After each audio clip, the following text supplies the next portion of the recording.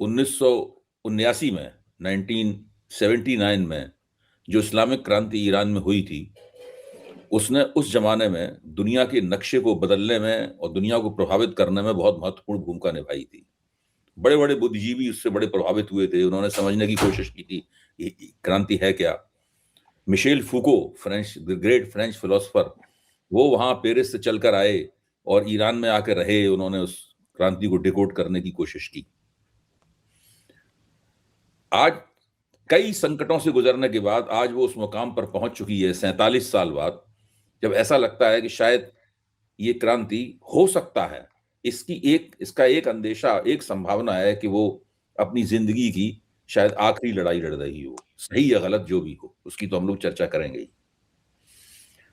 सब कुछ इस बात पर निर्भर करता है, जनता तो बहुत नाराज है, सड़कों पर निकली हुई है, और उसी ग्रैंड बाजार से जहां पर क्रांति का उद्घोष हुआ था अयतुल्लाह खुमैनी के नेतृत्व में, उसी ग्रैंड बाजार से विरोध की आवाज उठी है। प्रदर्शनों का पहला केंद्र वही तेहरान का ग्रैंड बाजार है। सब कुछ इस बात पर निर्भर करता है कि अमेरिका इसमें कैसा हस्तक्षेप करेगा और उस हस्तक्षेप की प्रतिक्रिया रूस और चीन पर क्या होगी। आपको क्या लगता है विनोद जी? आप तो इन चीजों को बहुत नजदीक निगाह रखते हैं, इसलिए मैं आपसे पूछ रहा हूं।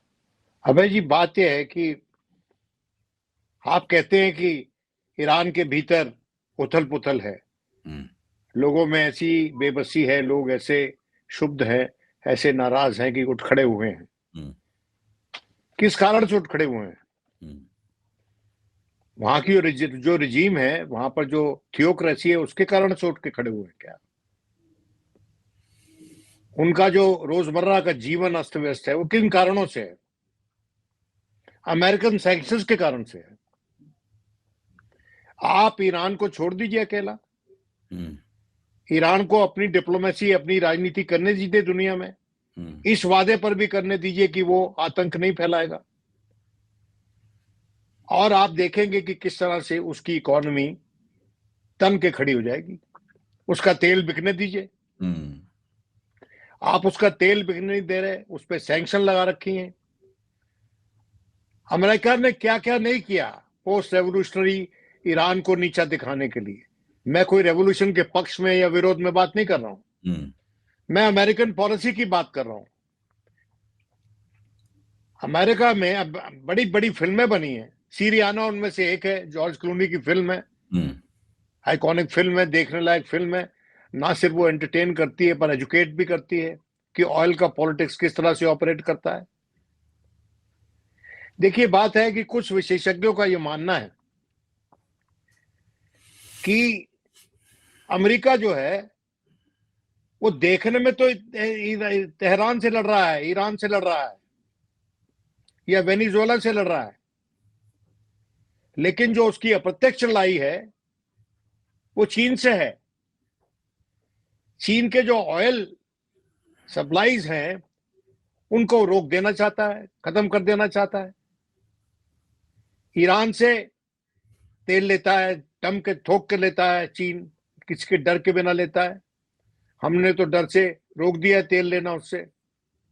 हालांकि हमारे इतने पुराने रिश्ते हैं, मुझे याद है कि नटवर सिंह के जमाने में एक US secretary of state, under secretary of state आया हुआ था, बाउंसर था, उसका नाम मैं भूल रहा हूं, और मुझे वो नटवर सिंह जी ने कहा था कि हमने तो इनको बोला है कि आप भारत को इंटरफेस बनाएं, ईरान के साथ ताल्लुकात खोलें। आप अमेरिका को बोला, और हम उनसे बातचीत कर सकते हैं, हमारे उनसे पुराने सिविलाइजेशन रिलेशनशिप है।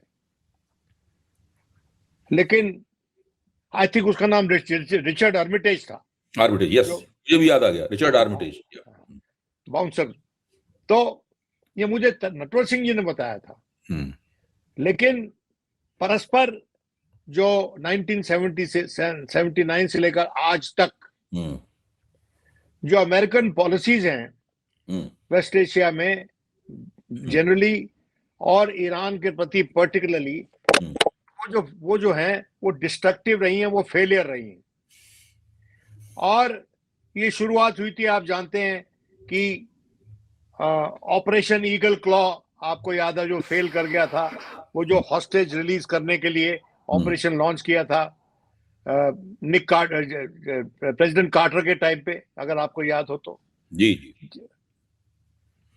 उसको पता है डोनाल्ड ट्रंप को कि ईरान के साथ मुठभेड़ एक राष्ट्रपति की गद्दी, उसके चलते एक राष्ट्रपति की गद्दी चली गई अमेरिका के, और उसके बाद वो उठ के खड़ा नहीं हुआ। उसकी इज्जत भाई बड़ी रही प्रेसिडेंट कार्टर की, लेकिन वो राष्ट्रपति दोबारा नहीं बन पाए। तो वहां पर हाथ डालकर अपने हाथ अमेरिका जला चुका है एक बार एक राष्ट्रपति, और डोनाल्ड ट्रंप भी इस बात को जानता है। अब धमकियां दे रहा है वेनेजुएला की तरह, रात में अंधेरे में रेड करके उसके राष्ट्रपति को तो उठवा लिया था, यहाँ के राष्ट्रपति को, यहाँ के आयतुल्ला को तो नहीं उठवा सकता वो।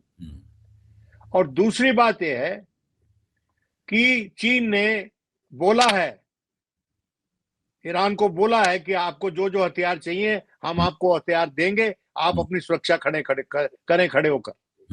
और रूस और चीन इसमें एकजुट हैं, ईरान के पक्ष में खड़े हुए हैं।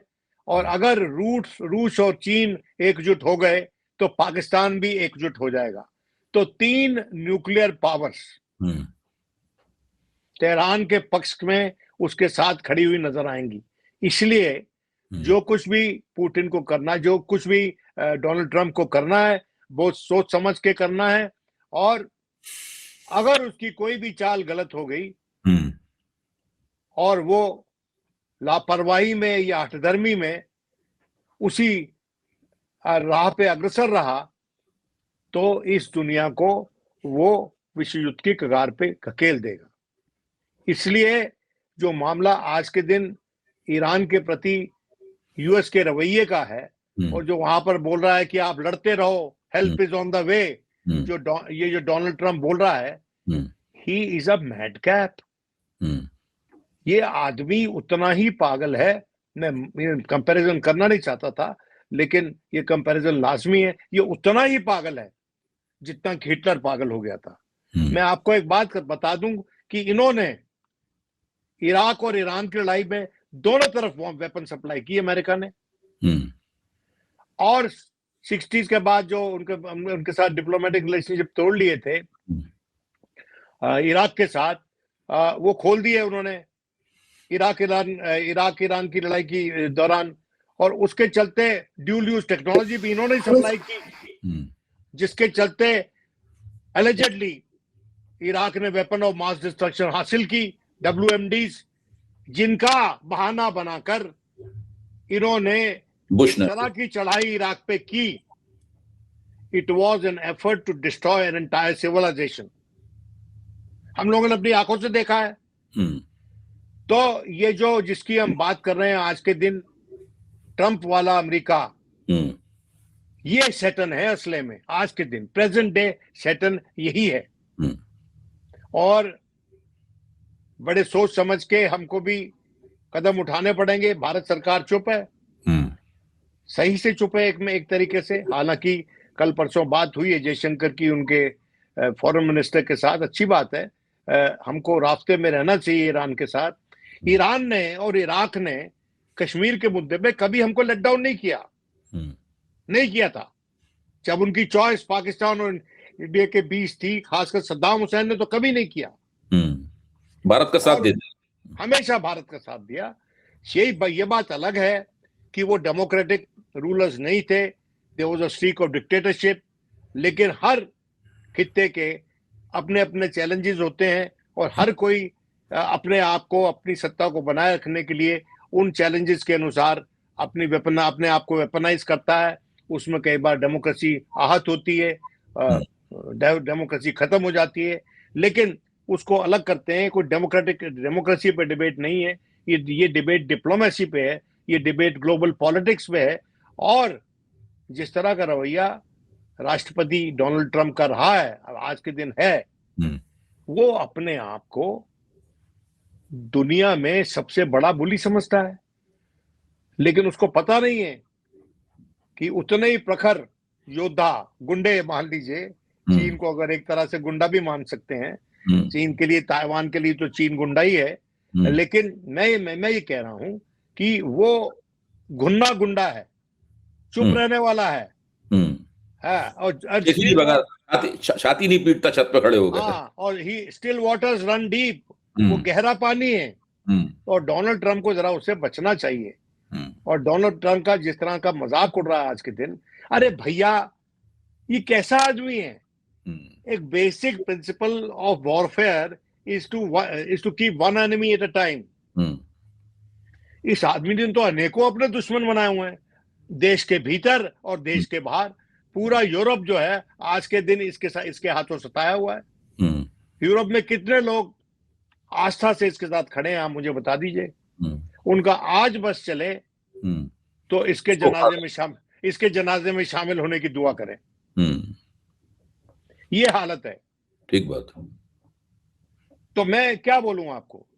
और दूसरी बात, जहां तक आयतुल्लाह की बात है और जहां तक जो भीतर चल रहा है तेहरान के भीतर, प्रोफेसर, वो अच्छा नहीं है।